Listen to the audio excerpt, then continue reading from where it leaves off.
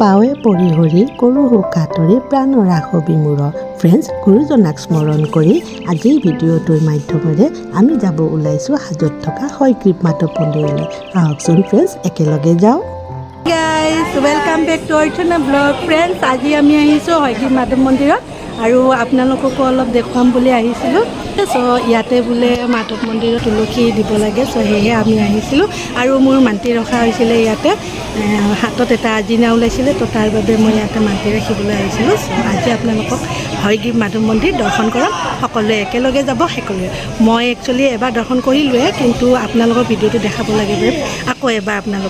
আপোনালোকৰ বাবে লৈ গৈ আছোঁ বলক তেন্তে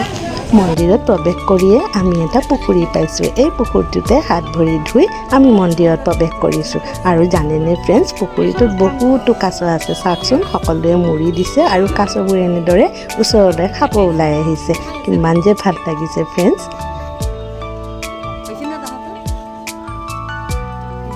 আৰু আনটোফালে আমি চাকি ধূপ ফুল তুলসীৰ দোকান পালোঁ আৰু তাতে আমি এইখিনি বস্তু কিনি ল'লোঁ আৰু এটা কথা জানেনে ফ্ৰেণ্ডছ ইয়াৰ পৰা আমি তুলসী মালা ল'ব লাগে কাৰণ বেলেগৰ পৰা আনিলে সেই হিচাপবোৰ পোৱা নাযায় তেওঁলোকে হিচাপ কৰি মালাবোৰ কাটি থয় বাবে আমি ইয়াৰ পৰাই ল'ব লাগে চাওকচোন ফ্ৰেণ্ডছ কিমান ভিৰ হৈছে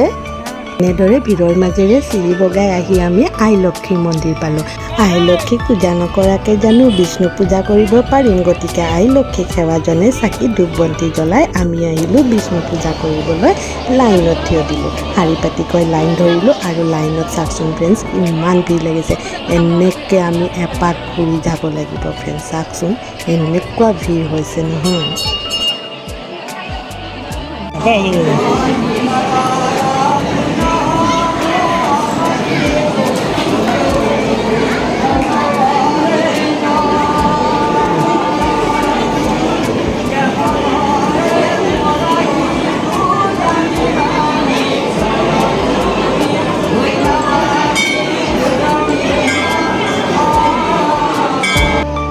ফ্ৰেণ্ডছ ভিতৰত কেমেৰা দিব নোৱাৰাৰ বাবে মই আপোনালোকক দৰ্শন কৰাব নোৱাৰিলোঁ গতিকে আমি সেৱা প্ৰাৰ্থনা কৰি বাহিৰলৈ ওলাই আহিলোঁ মোক মাতছি না ফ্ৰেণ্ডছ আমি ৰাতিপুৱাই ঘৰৰ পৰা ওলাই আহিছিলোঁ গতিকে পূজা অৰ্চনা কৰি আমাৰ বৰ ভোক লাগিছে বলকচোন দোকান এখনত সোমাওঁ আৰু কি পাইনো চাওঁ চাই পেলাই খাই লওঁ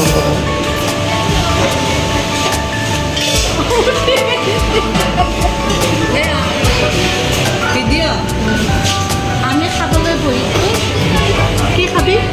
আজি আমি চব খাওঁ কি খাবা চব মানে কেনেকুৱা খাওঁ মিঠাই খাওঁ গাখীৰ চাহ খাওঁ গাখীৰ চাহ খাব আৰু তুমি কি খাবা মিঠাই গাখীৰ চাহ নাখাওঁ ৰঙা চাহ